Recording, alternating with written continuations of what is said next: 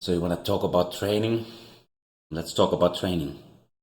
Now, I did title this video as like training for April and May, but for context reasons, to understand my training in a broader sense, I will have to explain, my training before, like how do we get here, like how my training works in general. So I've been doing this 1,000 calorie challenge for last 3.5 years every day. So I'm training for 1,000 calories every day until my app says that I've done 1,000 calories of effort. So that's just an arbitrary number. That's just an arbitrary challenge, to be honest. But and I'm gonna make a video separately about the challenge. So I'm not gonna go super in depth here to explain it. But I mean, I think it's important to mention because that restriction that it places on my training, that I have to do 1,000 calories every day. It changes up my training a little. So it sounds like a lot of volume to a normal person, but and it is a lot of volume to be doing every single day. But when I'm training for a marathon, when I'm training for a fight, it's quite normal for the more intense days to be up to 2,000 calories per session, and in the app. I mean, I'm not trying to like you have to always like remember that those apps don't necessarily tell you the truth, like how many calories actually is. But that's just like I don't care about that because the calorie is just a gauge for total effort for me. So, and then moderate session in those training phases would be something like 1,500 calories. So again, it's not that much for an actual workout, actual conditioning workout. It's not that much for me. But of course, for recovery day, doing 1,000 calories still, it gets kind of tricky. But if you're willing to take your time, you don't have to do it in an intense way. If you just take your time with it, so you can actually recover even though you're doing the challenge. But it has programming implications for me. That's why I'm mentioning it. And so let's get to talking, like how do we get here in the first place. So in 2024 May, I finished my cut. I was at my lowest body weight basically since I was 20. Since I had been 20, so in 17 years, first time I was like under 70 kilos, and I was really pretty ripped, but of course very skinny, but single digit body fat for sure. I speculate that was 7%, but I was around there. It was starting to get to the zone where it's unsustainably low, and I thought that I'm never gonna go back that low again, and I might not go back that low. But I kind of feel like maybe I could have gone a bit lower because I didn't feel that bad. I did start to like lose my energy levels there at the end, but I didn't feel horrible. I was just hungry. That's the only issue that that I was having up to that point. Anyway, that's a tangent. So since 2024 May, I started bulking up again, and by November, I reached my new strength records already, and my peak bulk was like after that at around 81 kilos, maybe a little under, but yeah, I had bulked up, and I was coming to 2025 in the maximum bulk.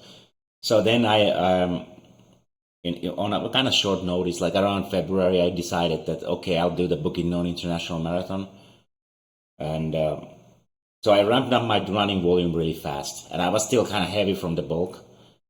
And to my surprise, I didn't lose that much weight during the marathon training, because usually when I ramp up the cardio, even if I don't make a conscious effort to tighten the diet, usually I lose quite a bit of weight. But I lost a little bit, but not a lot. So it makes perfect sense that for what happened then would happen. So I think I have a stress fracture. I don't have an official diagnosis. It's just self-diagnosed of the symptoms. I have a pain in specific spot on my left tibia, and it was always aggravated after the runs. So my hunch is that it is a stress fracture, and but I can't afford an MRI, especially now that I'm unemployed. So there is not going to be any official diagnosis of it, but based on the symptoms, I think it's a reasonable guess.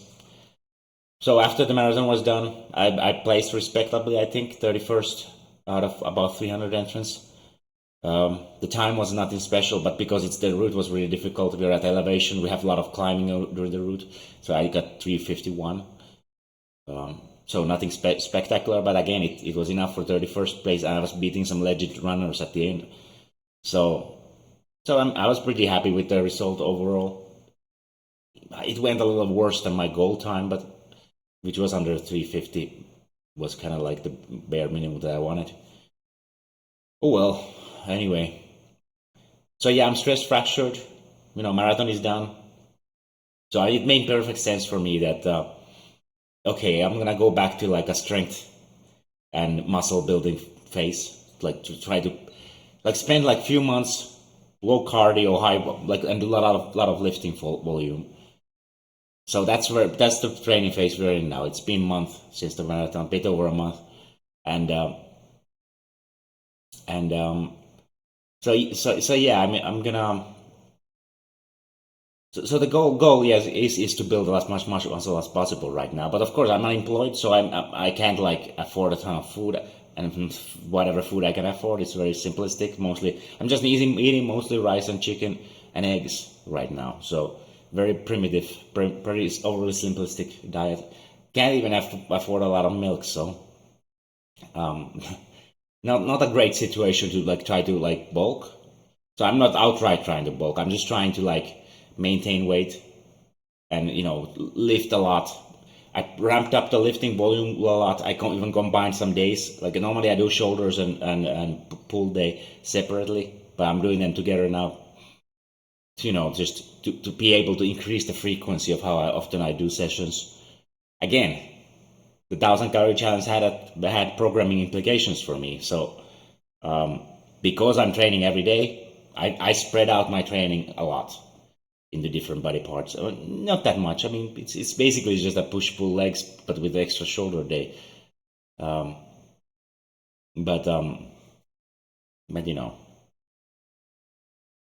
it's basically a 4-day training cycle, but it tends to stretch to 5 days because I take extra days where I do just conditioning.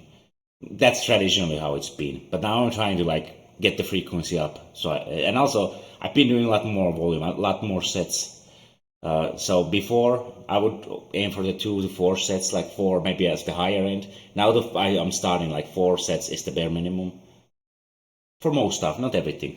For the leg days, for sure, I'm not trying to push the volume up because I think it's a good example. Last leg session I did was actually a very light one. I didn't do anything heavier than body weight, and I didn't do anything high volume, and I didn't do that many sets.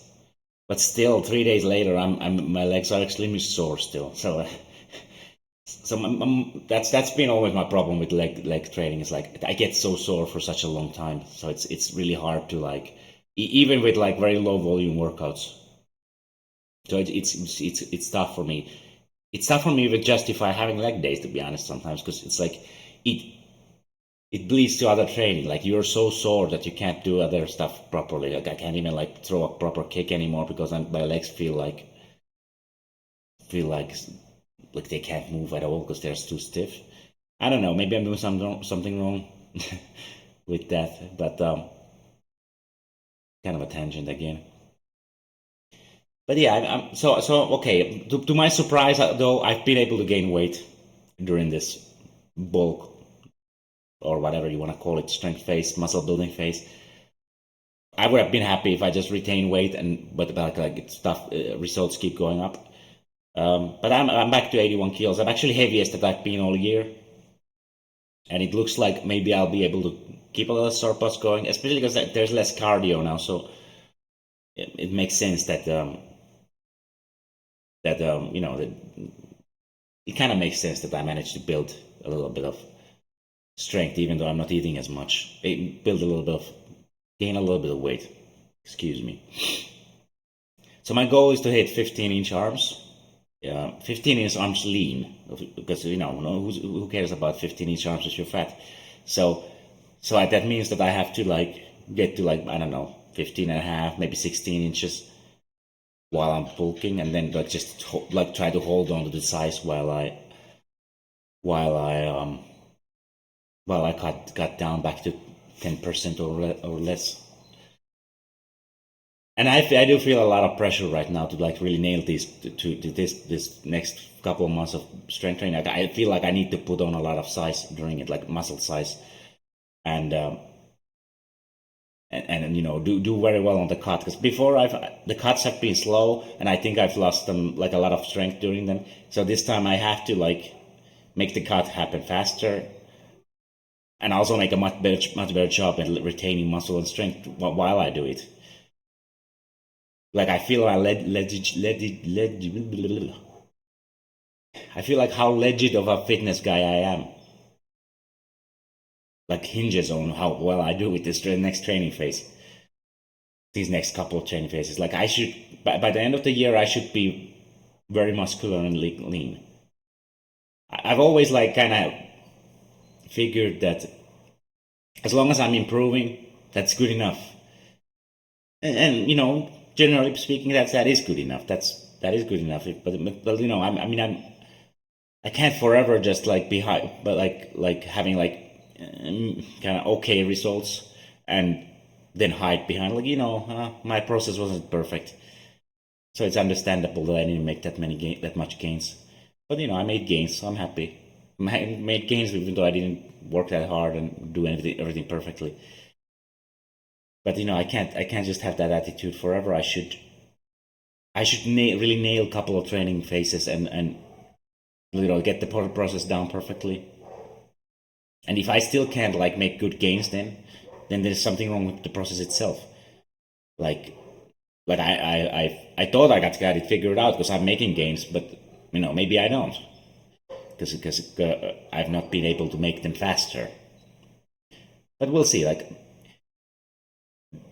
what muddles the waters is like I'm 37 years old already, so it's like how much does that like slow down gains? And also I'm not completely untrained, so I mean how fast gains can you expect? But I think it's not like none of that goals is like too impossible to do. So right now I'm under a lot of pressure to hit the all-time peak for maximum strength, and ideally improve it by so much that it's also a significant relative strength increase, because I said I'm heavy now, so it's not enough to just be like a little bit stronger than before. You gotta be a lot stronger than before. And of course upper body stuff, I'm inching closer to the all-time levels, but I have to find those two, as like it's not good enough to match my old records. You have to like beat them soon, and then spend the rest of the couple 2-3 months that I will spend on this phase gaining more strength, like surpass it by a lot. Like I know it's not gonna be good enough for me to just barely edge out my old records. But that's gonna take a lot of frequency of training. That's gonna take nailing the recovery. Right now, it feels like I've not been nailing the recovery, because like so I combined sessions to make the frequency higher, so I could like hit biceps every other day. But I've not been recovering fast enough to actually do that. Like I would have the 2 days in between, and I'm like, I still feel tired. Like I don't want to do a hard workout today. Now, to be fair, I am mixing in quite a bit of like obviously I'm still training to failure or near failure most of the time, but I'm also including more of the greasing the groove type of training, where I don't. Well, I train hard, but like it's like there's multiple reps in reserve, and you're just practicing the movement essentially. So for stuff like pull-ups and push, and it's been working. Like my pull-ups have been steadily improving thanks to increasing the frequency. And when I look up the pull-up specialists on Instagram or wherever, they do a lot more volume than what I'm doing right now still. So it's like you could argue that I'm doing a lot of volume, but it's still my volume is still low compared to the specialists. So there's still room to go up even with the volume, as long as I could just get my recovery down so that I can actually nail the training. So yeah, we finally come to the point where I can talk more about the past month. So it's been the first month, basically setting the stage, setting the foundation for the rest of the training phase. So I figure like this is gonna last 3 months, and if at the end of the 3 months with a significantly reduced cardio, so I'm not running at all anymore. I went from running 100-kilometer weeks to doing zero running whatsoever now.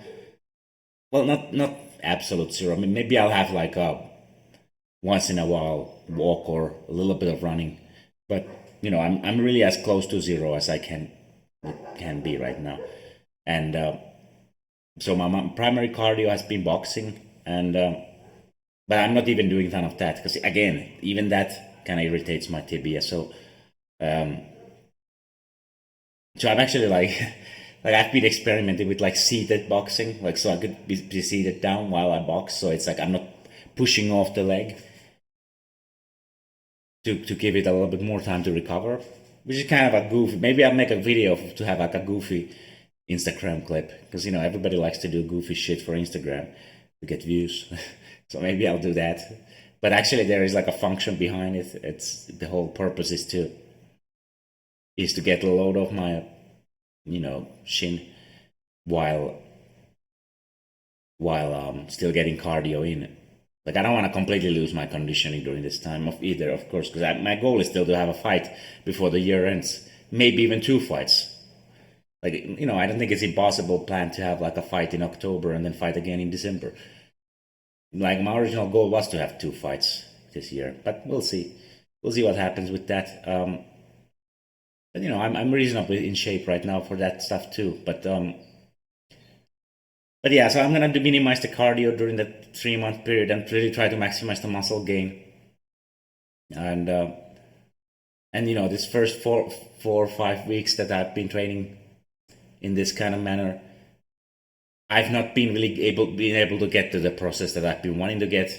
But hopefully it's like getting there. It's like the kinks are getting smoothened out, and I can finally start to like hit those sessions with the frequency I want and with the intensity I want.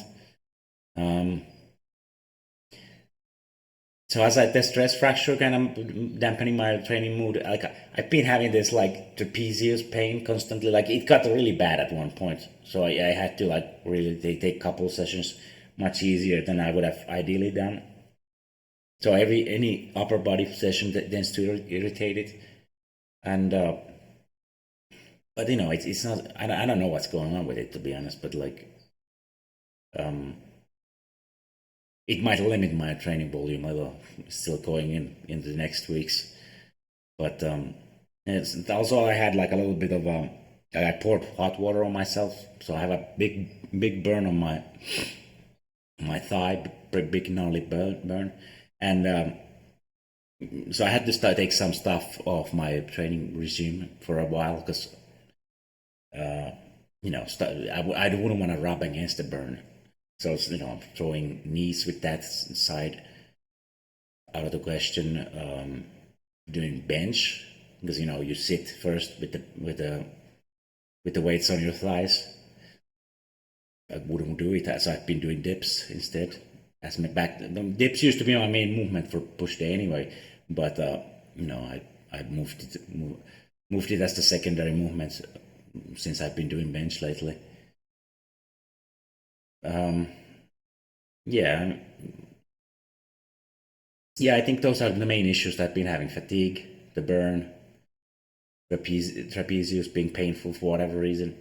But I'm getting there. Like the training has been much more comprehensive. Training has been much more high volume, and there's been results. There's been steady improvement. So I mean, even though everything's been still imperfect, at least I'm stacking up improvement, inching closer to the all-time best that I've been. but it's not at least yet fast enough for what I would want to see. Um, but it is gonna be tricky, like because the unemployment, it's the double-edged sword. Like on one hand, I can fully focus on training. It's like there's nothing else distracting me, so I can make the training the priority of my day. So there shouldn't be no excuse. Like a lot of the Czech guys are either unemployed or work as trainers. So I mean that in that way, it's a very positive thing. But on the other hand, I can't afford the kind of food that I would want. The ideal kind of nutrition, it's not gonna be there. So obviously I can get enough calories, but my macros have not been as good as they could be. I'm obviously not hitting 200 grams of protein per day. I'm more like hitting like on the bottom end of the 0.8 grams per pound of body weight. So it's not the perfect situation. But initially when I lost my job, I'm like, well, think about the stretch because I can't afford food. But it's not turned out like this. I actually managed to put on weight, but obviously it's not so much quality calories. It's primarily like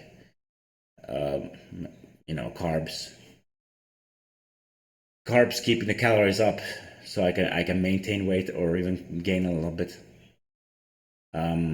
Which also like is like I kind of adjust, like I said I do as little cardio as possible, but that does kind of like push me to do a little bit more cardio just to adjust for the extra carbs from the diet. So, but that's fine. I mean, I don't want to like completely eliminate cardio anyway. But it's just has to be there has to be like a balance. Try to let the tibia heal. If it doesn't heal, then so be it. If the 3 months won't let it heal, I mean I can't afford to wait because I'm 37 years old, as mentioned. Fight sports is very cruel for aging people, so I just have to go back to conditioning, fight conditioning, if it doesn't heal, and just hope for the best. That hope it holds up, and hope I'm wrong about my self-diagnosis. And then I just keep going until the wheels fall off. If my leg was to break completely, then obviously that's the end of the road. Like I'm never gonna have reached the peak fitness ever again after that. But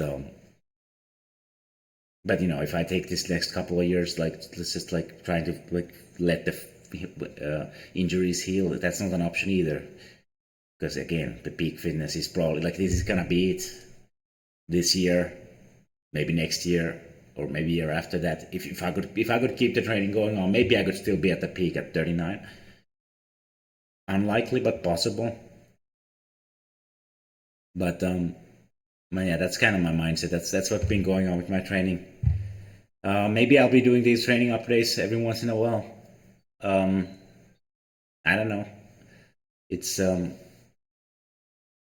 It's something easy to talk about. I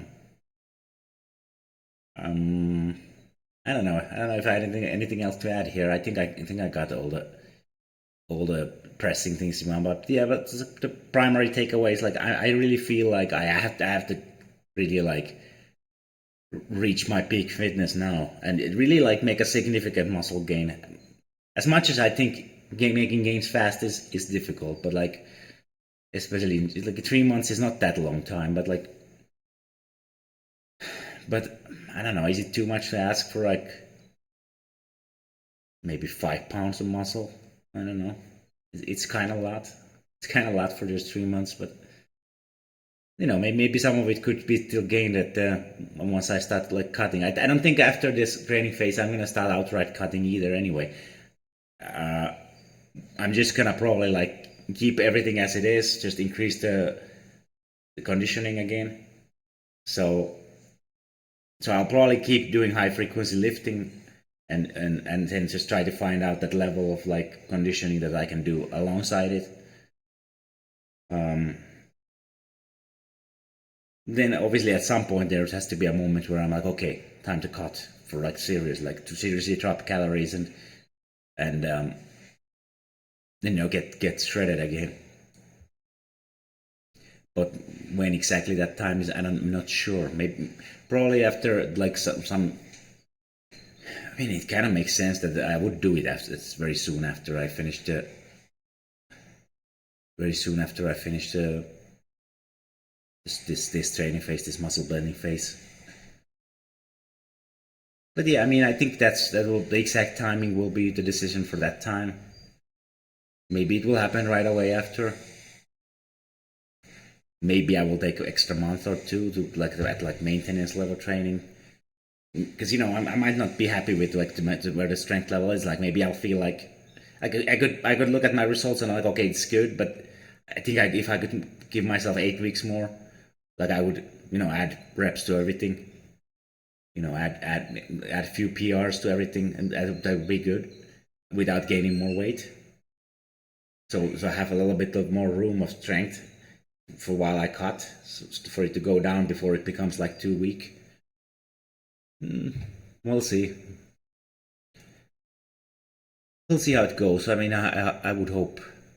I really hope to have like a very productive training phase, because like there's no excuses now, and not that there ever is, but like I've always been happy with just a little bit. Like now I really want to like. Maybe I can't be like truly impressive at anything, but I could blow my world records at least out of the water. Anyway, if this evoked any thoughts, leave a comment. Subscription always helps. Hit the like button. I can be found on Twitter and Instagram. Instagram is probably where I'm most active. Becoming Awesome is my handle there. And yeah, just hit me up if you want to like talk about training. Anyway, see you next time.